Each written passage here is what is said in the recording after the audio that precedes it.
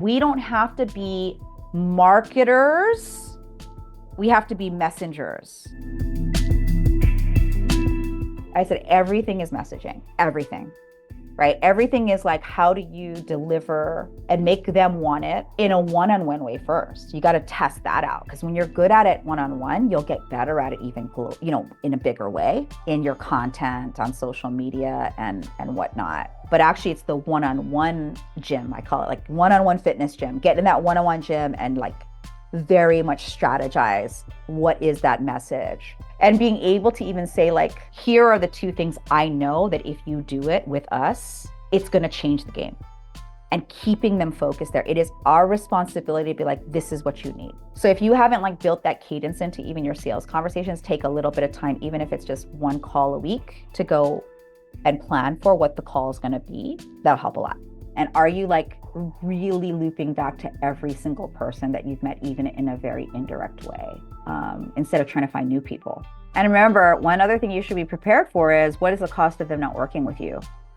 I always want to remind you all of that you should not be afraid to say that in your webinars, in your private conversations, and you can say it in a very elegant way. It's not like, well, if you don't work with me, you're going to you're going to go bankrupt, So it doesn't have to be like that. It's more like, let's talk about what you are doing and who are you going to get help from anyway? You're going to spend your money. So where are you spending it? Like, you should not be afraid to say that, and not be afraid to say, because here it is. I'm not going to force or ask you to do anything. I'm inviting you, but I really mean it when I say, like, what are you going to spend money on this year in your business? Because it is really important to know that, like, for you. And each one of you could be having that conversation. It's like Tina could be saying it to somebody who's considering certification, who's like, I don't know, like, still feels like I'm gonna have to market it. I'm gonna have to da-da-da-da-da. Like, say they're coming up with all these objections, and say, okay, great. So if you go another year without getting the certification in place, what's gonna change in your business that makes you work less? Because yes, first you have to build the certification, absolutely.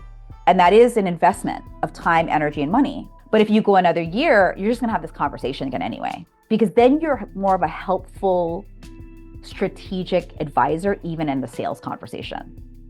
You know what I mean? It's like, hey, you can keep kicking the pebble and I'll be here. I'm not going anywhere.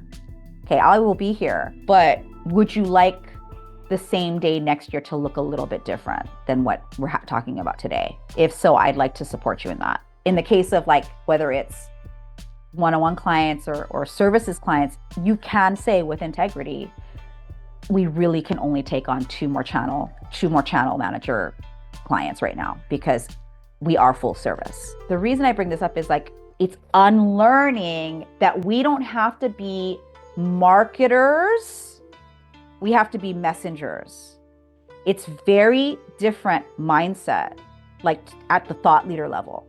Because the thought leaders don't think about, how am I going to get as many leads as possible? Thought leaders think, how can I reach more people because my shit's good? How am I going to make my stuff so good that people share it? How am I going to get my stuff so good that people will rally around it? So as we're developing what we do and how we message what we do, that's the mindset going into it. Like, you can trust that your marketing will work if you can just get the people in front of you that actually will buy. And then the system is really like, keep producing such great stuff that people just keep referring the hell out of it.